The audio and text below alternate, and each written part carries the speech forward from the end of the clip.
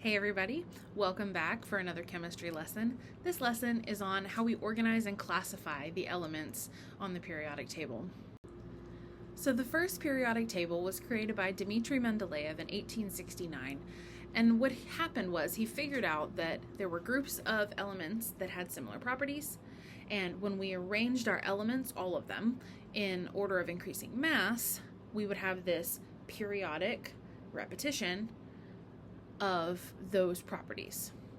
And so he used this observation to make the first periodic table and summarized these observations in the periodic law, which states that when elements are arranged in order of increasing mass, certain sets of properties recur periodically. Now you'll see here we've got the first 20 elements lined up in a row here, and whatever property we're talking about here, we've highlighted different colors so that you can keep track of that repeating pattern. So we have orange, green, blue, purple, blah, blah, blah, blah. Then we're back to orange, green, blue, purple, blah, blah, blah, back to orange, green, blue, purple. So whatever the property is, they're not identical, but it's the same type of property. And so this is what his periodic table looked like. He organized the elements, and it kind of is sideways compared to what we are used to now. So he arranged the rows so that our elements with similar properties would be in the same row. So in this case, lithium, sodium, potassium, rubidium, cesium, etc., right? So that's all of our rows here. And you'll also see here that the table contained some gaps where we've got question marks, right? He was actually able to predict the existence of and even the properties of undiscovered elements.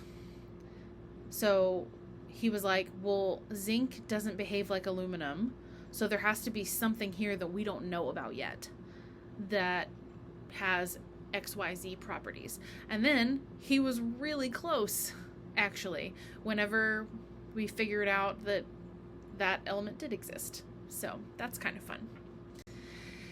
Then Henry Moseley came along and said, atomic mass is good, but atomic number would be gooder.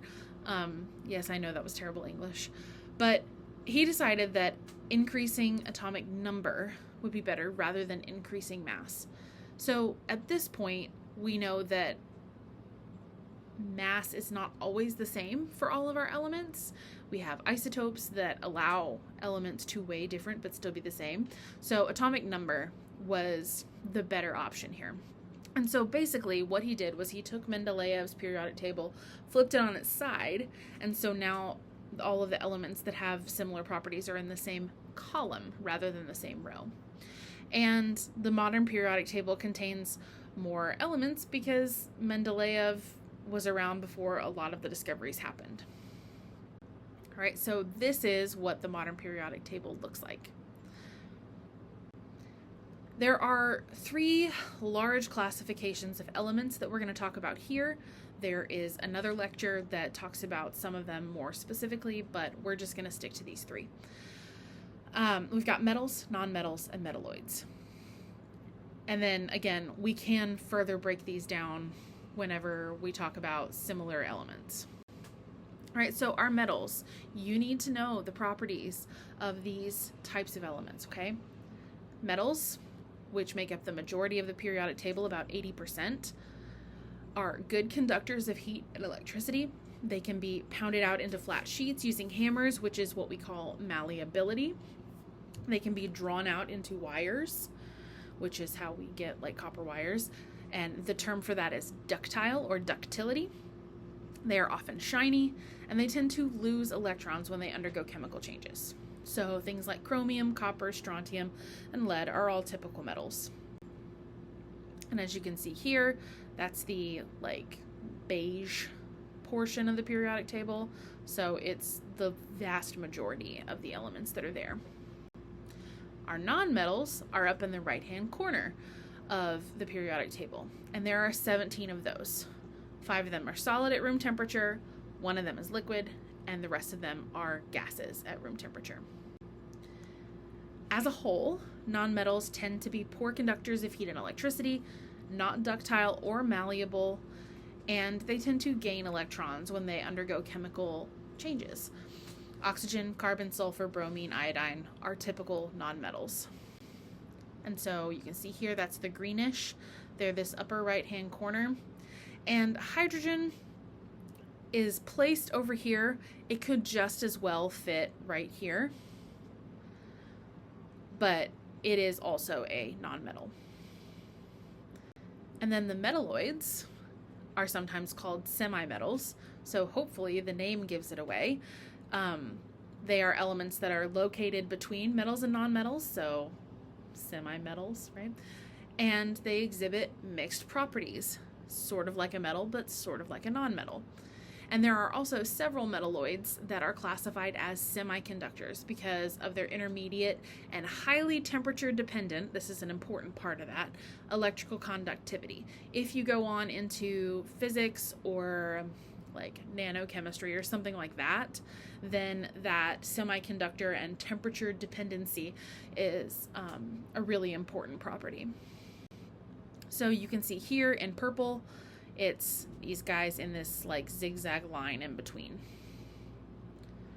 All right.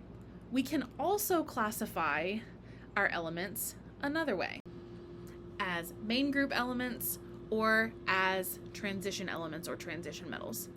So the main group elements are elements whose properties tend to be pretty predictable based on where they are on the periodic table. If they're in column number 1, they're going to do this. If they're in column number 7, we're going to 7A, they're going to do this. And they're on the periodic table, the parts that sort of stick up. I'll have a periodic table on the next slide. But then we also have transition elements or transition metals that have less predictable properties based on their position, and they're in the part of the periodic table that's sort of sunken down a little bit. So here is the main group elements. You see how they're like sticking up, right? Main group elements stick up, and then the transition elements are sort of sunken down, like I said. And then also this box here that is sort of taken out and placed below so that a periodic table can fit on a nice letter-sized piece of paper. These are also transition metals. Other terms that you need to know, the periodic table is divided up into columns and rows. The columns are called groups or families, and then our rows are called a period because it is periodically, when we go to the new group, the new row, periodically, that's where we see the repetition of the properties. There are 18 groups and 7 periods, and they are numbered either 1 through 18 or using A and B grouping, 1A, 2A, 3A, etc. Our main group elements are labeled with a number and a letter, 1A through 8A, or our groups 1, 2, and then 13, 14, 15, 16, 17, 18. And then in between that drop down piece, we have our transition elements that are labeled with a B or are in groups 3 through 12.